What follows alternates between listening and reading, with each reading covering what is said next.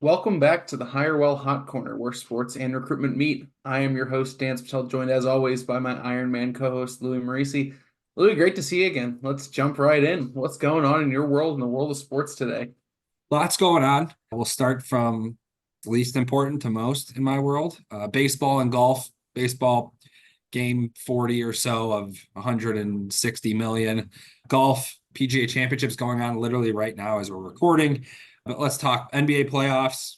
I guess it's intense time, but for me, NHL playoffs have been incredible.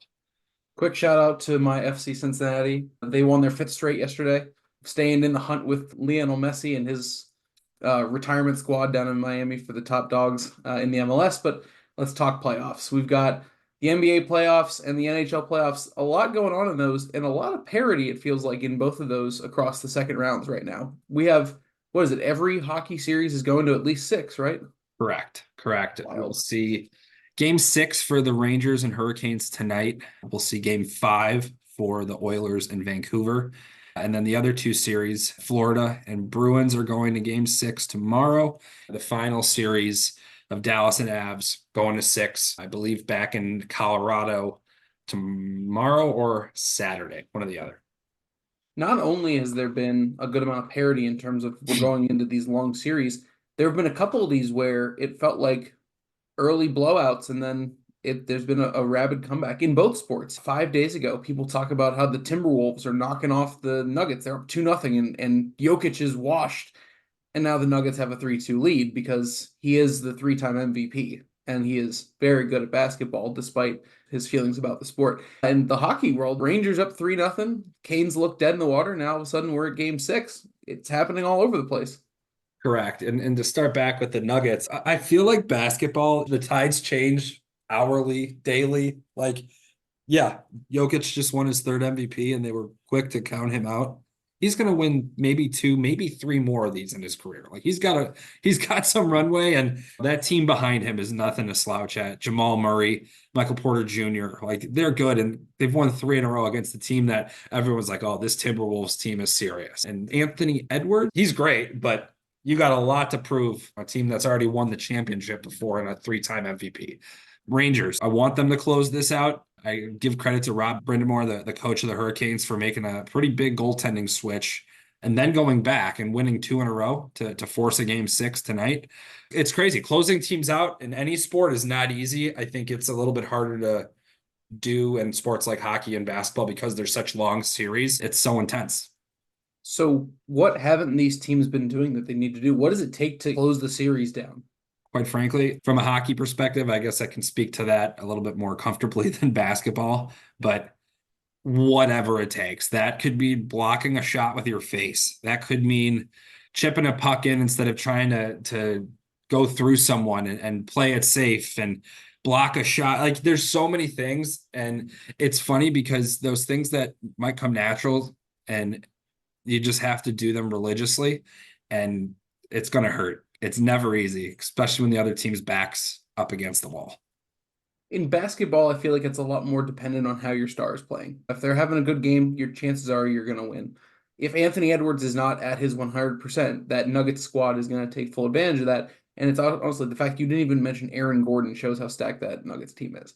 Yeah. But I feel like with hockey, I feel like great moments occur in the playoffs and players become playoff legends. It's much more of individual performance. I mean, the team has to gel, of course, like power plays and all that is extremely important, but it's not so much the star goes and puts the whole thing on their back. It's more of a team effort. I think a great example was I know the Leafs didn't win the series, but they took it to 7 without Austin Matthews. That's a testament to someone else stepping up.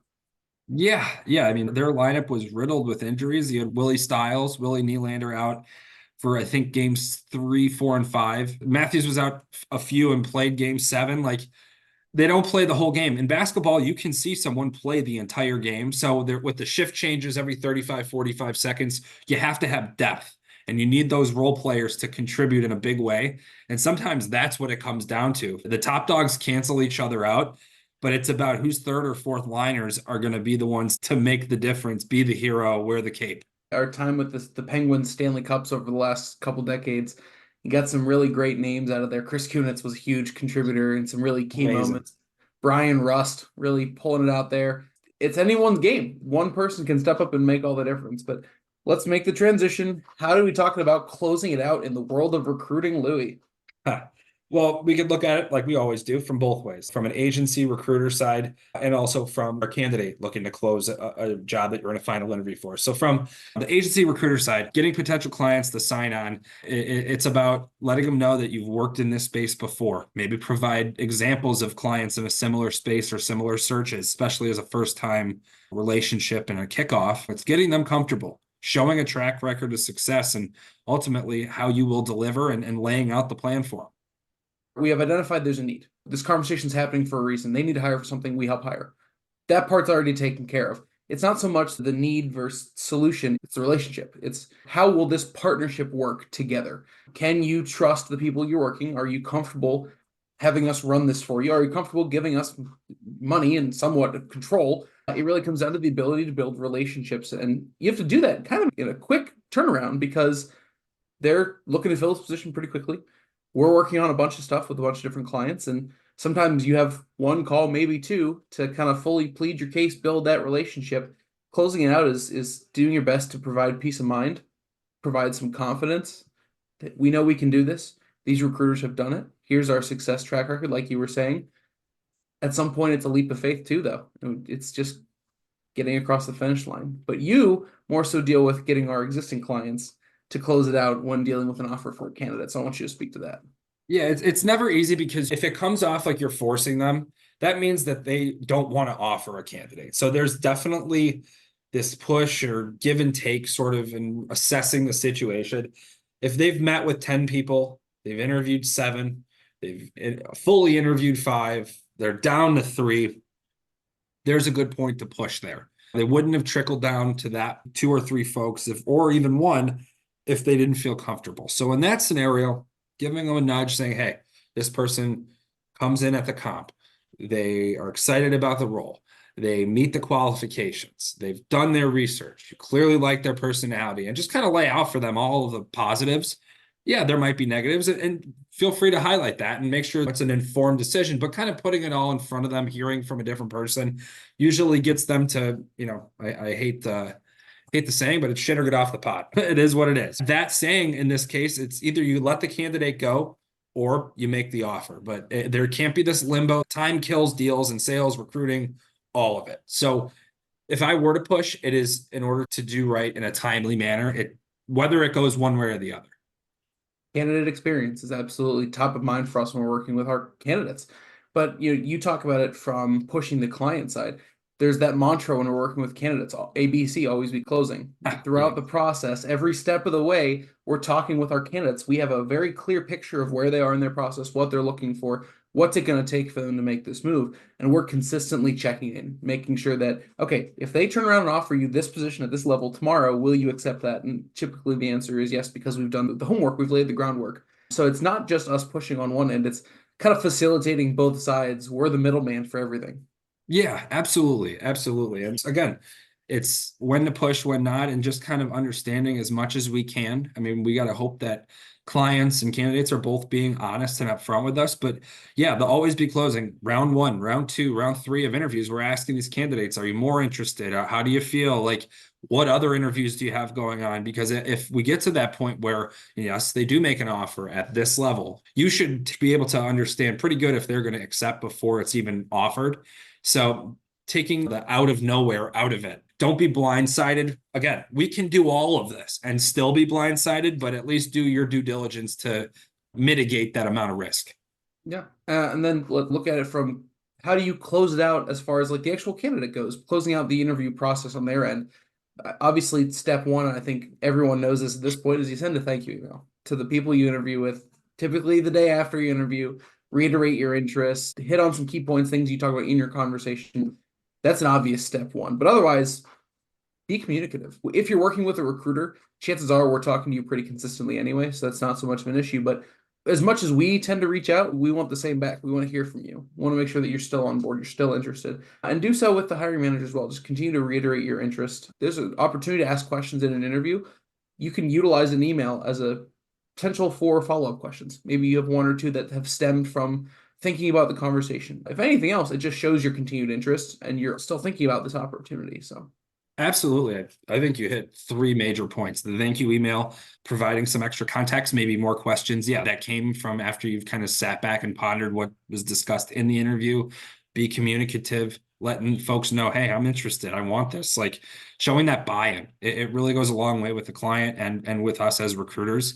A couple other tips: have references ready to go. Contact info, email, phone number, titles in their current company, your relationship. Have those ready. Nothing's worse than they want to offer you, but they need three references, and then you have to scramble, talk to those people. That can take some time. So have those ready to rip, and then ask for the job. I mean, I come from sales, and I'll tell you this more times than not. If you're in a sales role, and I assume this remains true for a lot of industries, if you want the job, tell them. Be like, I think I can do this job. I'd love to work with you all. Please hire me. Some framework of that. They don't want to guess. If you could take that out of them and they know that if they're going to offer you, obviously within where you're looking to be, and you tell them you want this job, talk about the confidence that you have in yourself, but also in accepting and working with them. It's a nice feeling. it's not always that easy, but sometimes it could be that easy. It just shows confidence. It's a closing tactic in sales, so I guess that's kind of where I stem that from, but it does go a long way. 100% of the time, it works 60% of the time, There you go. or vice Two-minute versa. drill, Louie. Let's take it home. Who's going to be the first team to close out their series in the NHL? I'm thinking the Rangers. I'd love to see them clean out the Hurricanes. Hurricanes are a very tough bunch, top to bottom. They are scrappy. They play just like their coach, Rob Brindamore. But I think Igor Shesterkin, the goalie for the Rangers, if he lets up more than two, we're going to have a problem. But I think he shuts the door. And then the power play, all their stars, and they need to stay disciplined, stay out of the penalty box. I think if they do those three key things, they're going to close it out tonight.